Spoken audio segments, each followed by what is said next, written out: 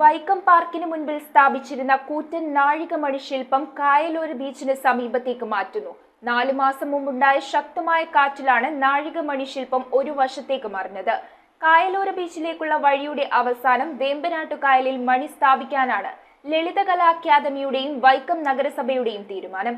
ശക്തമായ കാറ്റിൽ ഒരു ഭാഗത്തേക്ക് മറിഞ്ഞതിനെ തുടർന്ന് കായലോര ബീച്ചിന് സമീപത്തേക്ക് മാറ്റിയ കൂറ്റൻ നാഴികമണി ശില്പമാണ് കായലോര ബീച്ചിന് സമീപം സ്ഥാപിക്കാൻ ലളിതകലാ അക്കാദമിയും നഗരസഭയും തീരുമാനിച്ചിരിക്കുന്നത്.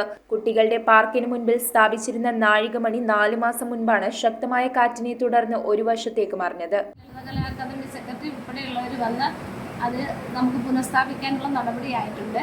അത് 1 മാസത്തിനുള്ളിൽ അതിൻ്റെ പണി തുടങ്ങുന്നതായിരിക്കും. അതോടൊപ്പം തന്നെ അത് പാർക്കിൽ നിന്നും മാറ്റി അത് ബീച്ചിലേക്ക് കൂടുതൽ ജനങ്ങൾക്ക് കൂടുതൽ സൗകര്യപ്രദമായ രീതിയിൽ നല്ലൊരു സ്പോട്ടായിട്ട് മാറ്റാൻ അത് ശ്രമിച്ചുകൊണ്ടിരിക്കുകയാണ്. അങ്ങനെ കുറച്ചുകൂടെ നല്ല ഭംഗിയുള്ള രീതിയിലേക്ക് മണി നമ്മൾ സ്ഥാപിക്കാം. അതിനുവേണ്ടി ലളിതകലാ അക്കാദമിയോട് നമ്മൾ നിർദ്ദേശിച്ചിട്ടുണ്ട്. 1 മാസത്തിനുള്ളിൽ പണി തുടങ്ങാനുള്ള നിർദ്ദേശമാണ് അവർ പറഞ്ഞിരിക്കുന്നത്.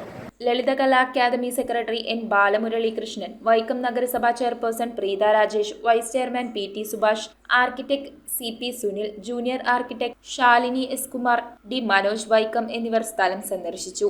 അടുത്ത ദിവസം തന്നെ മണ്ണ് പരിശോധന നടത്തുമെന്നും തുടർന്ന് വിശദമായ പദ്ധതി തയ്യാറാക്കി 1 മാസത്തിനകം പണി തുടങ്ങുമെന്ന് Lalithakala academy secretary N Balamuralikrishnan പറഞ്ഞു. News bureau, Vaikom.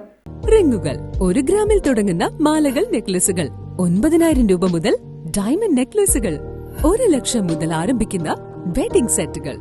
കൂടാതെ നിങ്ങളുടെ പഴയ സ്വർണത്തിന് ഏറ്റവും ഉയർന്ന മൂല്യവും മഹാരാജ ഗോൾഡ് ആൻഡ് ഡയമണ്ട്സ്